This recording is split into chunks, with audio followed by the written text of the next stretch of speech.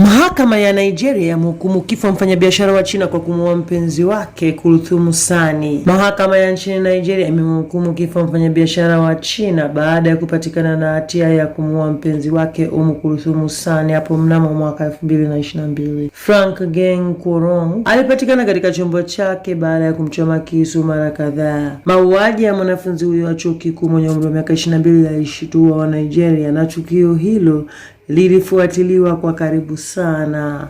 Hukumu ya kifo ni nadra nchini Nigeria.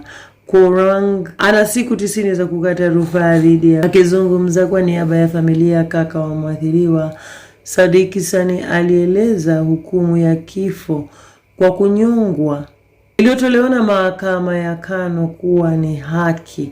Alisema kuwa yeyote anayemuua yeyote anastahili kuuawa pia. Familia yake inamkumbuka mwanafunzi huyo mchanga wa kilimo kama mkarimu na mcheshi. Korong mwenye umri wa miaka 49 na Bi Sani walikuwa kwenye uhusiano tangu mwaka 2020 baada ya kukutana katika duka kubwa, kulingana na Bwana Sani. Jamaa huyo alikuwa nchini humo akifanya kazi katika kampuni ya nguo ya Nigeria. Akiongea muda mfupi baada ya mauaji hayo mnamo Septemba mwaka 2022, rafiki wa familia Ahmad Abdullahi alieleza kilichotokea. Alikumbuka kuja nyumbani kwa familia na kuona kwamba watu wengi walikuwa wamekusanyika nje ya nyumba. Hapo ndipo tulipojua kuwa kuna jambo baya limetokea. Geng alikuwa mpenzi wake na alikuwa na mahusiano mazuri na familia yake kabla ya siku hiyo.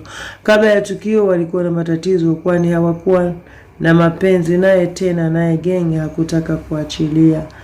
Kulingana na majirani, usiku wa mauaji hayo, Korong alisikika akigonga sana mlango wa nyumba ya familia ya Sani.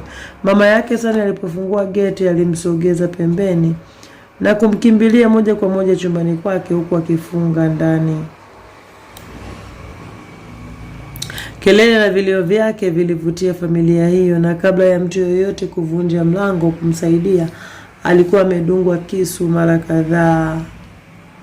Kwa sasa Nigeria ina zaidi ya watu 3400 wanaosubiri kunyongwa, na mara ya mwisho kunyongwa kulifanyika mwaka 2012. Bado unaendelea kuangalia Cleopatra Falcon na Africa News.